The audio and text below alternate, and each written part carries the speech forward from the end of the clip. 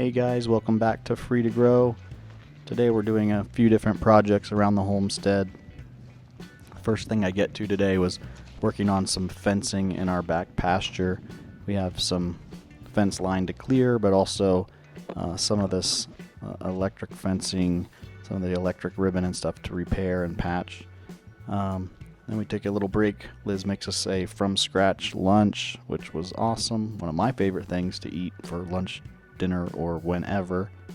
And then we had to move some of our maple syrup taps. But yeah, the first thing I had to get to today was this fence. This is in our back pasture that wraps around the house. It's the closest pasture to the house and has some existing infrastructure, some existing fence line, but over the winter there's been a lot of it has grown up, and I'm just checking all the lines to make sure we got good current to put a charger on it, because this year we'd like to put a couple cows back there so we don't have to mow it. We had our pigs back there last year, and it was awesome. We got to work that pasture a little bit, get it back in shape where we think we'll grow some good grass to raise out a couple steers for some meat for us this year. But first things first, we just had to make sure that when we get some steers here, which it'll be our first time, that they don't get out. And our plan is to train them, or hopefully get some cattle that are already trained to electric. So I was working on that most of the morning, and I think Lizzie knew I was going to be hungry. I was marching around all day, so she decided to make me one of my favorite things for lunch, and she's making our sourdough pizza. So she makes our crust with some of our sourdough starter, and you'll see she's trying to roll it out. The one thing about this sourdough crust is it can be kind of sticky, and we roll it out real thin, so we typically will do it on some parchment paper. And that just makes it easy. We do use a pizza stone in the oven, but we just kind of lift the parchment paper onto the pizza stone, which always seems to work well for us. And we didn't have any pizza sauce, so I think we used some leftover spaghetti sauce we had from another meal, which works fine. I don't really notice the difference. We did buy a really nice pizza sauce, and it came in a bulk, like a gallon of pizza sauce. We got it from a restaurant shop, and we just don't use that much, so we ended up freeze drying some, and we have used that. We've reconstituted some of the freeze dried pizza sauce and made pizza before, but today we had that pasta sauce in the fridge, and I knew we probably wouldn't get to using it for anything else, so we just threw it on a pizza. We love to use up things in the refrigerator and find creative ways to use them, so we're not wasting food. Best we can, we don't waste any food, and food we don't get to usually gets fed to the chickens, and when we had pigs, it definitely got fed to the pigs, which I totally miss having pigs on the homestead for that reason. We're throwing some pepperoni on there. Those pepperonis are not made from our pigs, but we have been learning a lot more about cured meats. We have done a lot of our own cures, but haven't yet done any pepperoni or salami or anything like that, which will be next. So we got the pizza going in the oven. It's a really hot oven. I think we go to 450 or 500 and let the pizza stone preheat before we put that in there.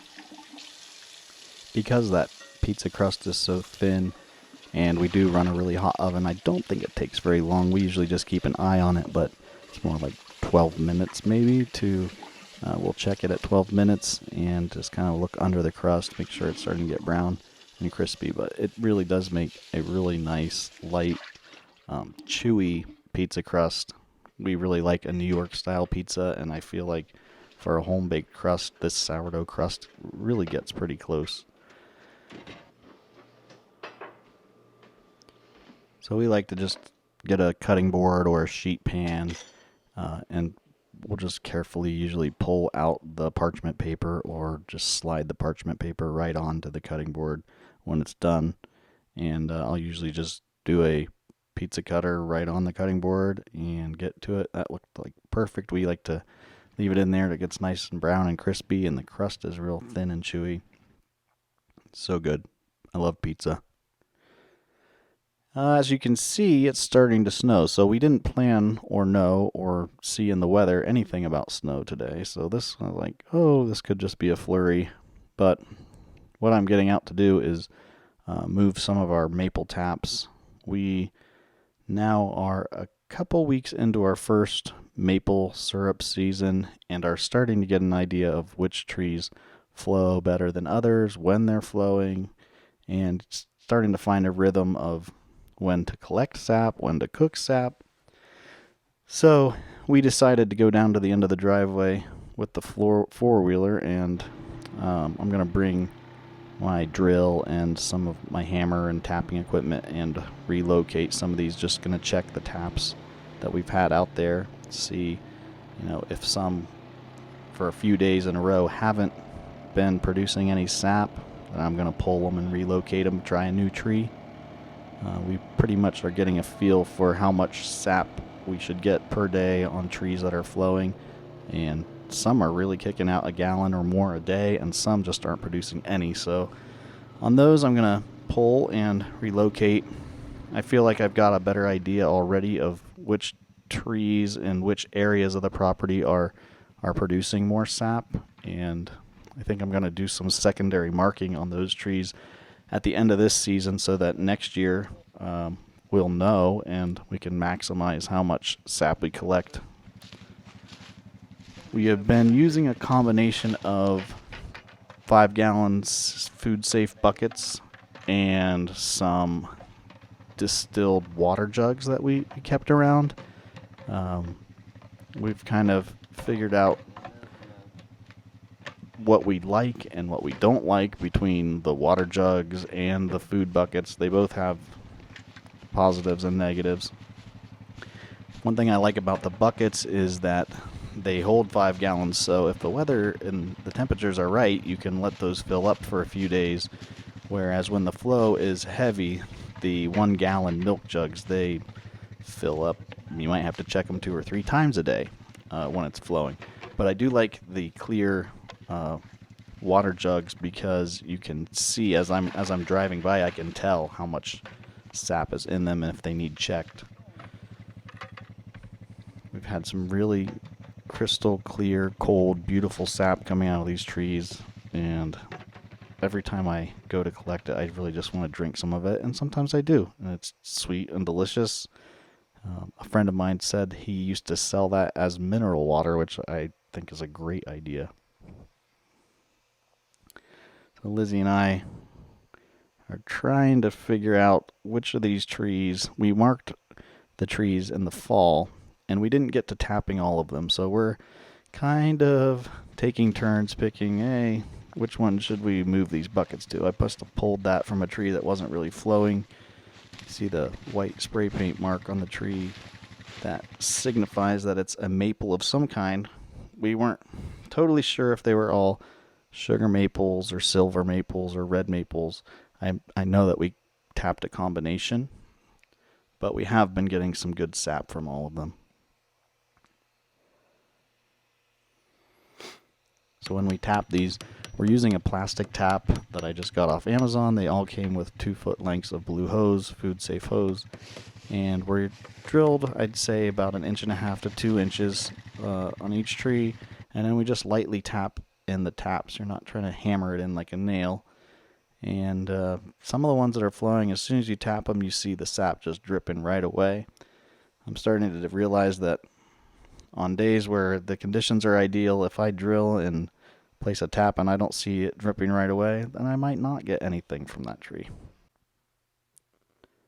We haven't even been out for very long, and we're seeing that some of the snow is accumulating. I think at this point I'm starting to wonder how much snow we might actually get. I think one downfall to the way I'm collecting the sap by putting the buckets on the ground is if you got a heavy snowfall, your buckets could possibly get covered in snow or buried in snow.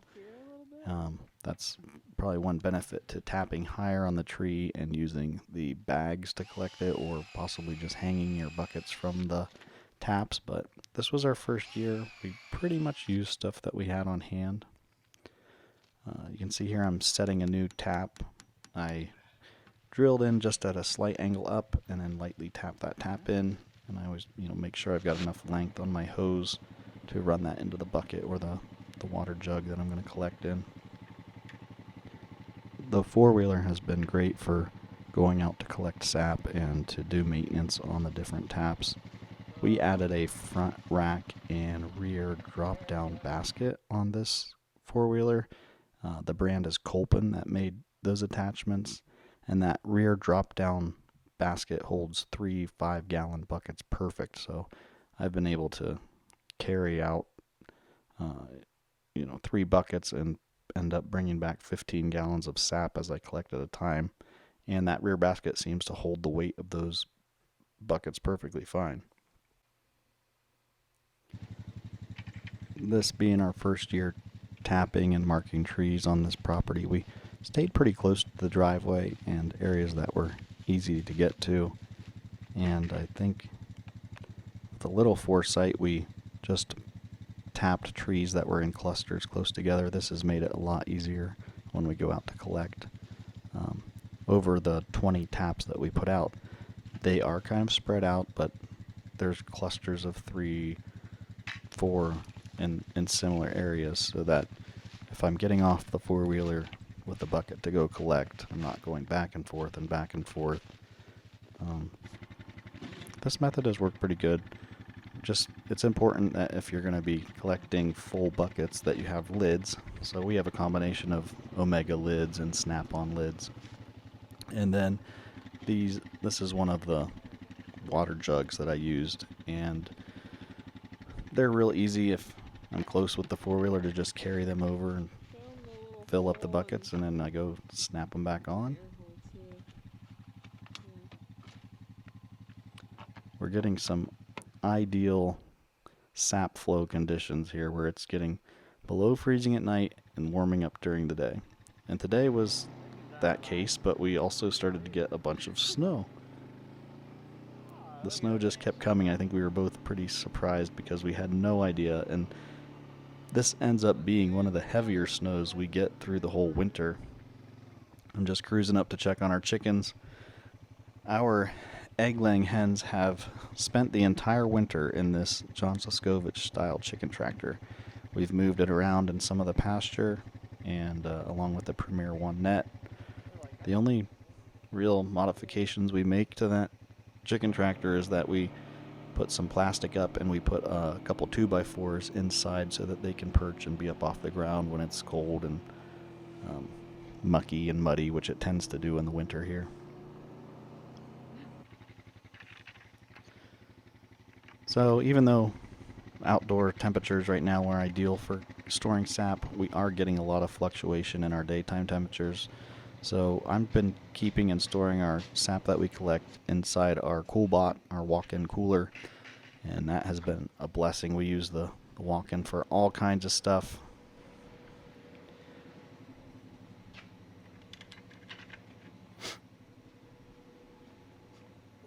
So I've got about 15, 16 gallons in there. I'm adding another 5 gallons here.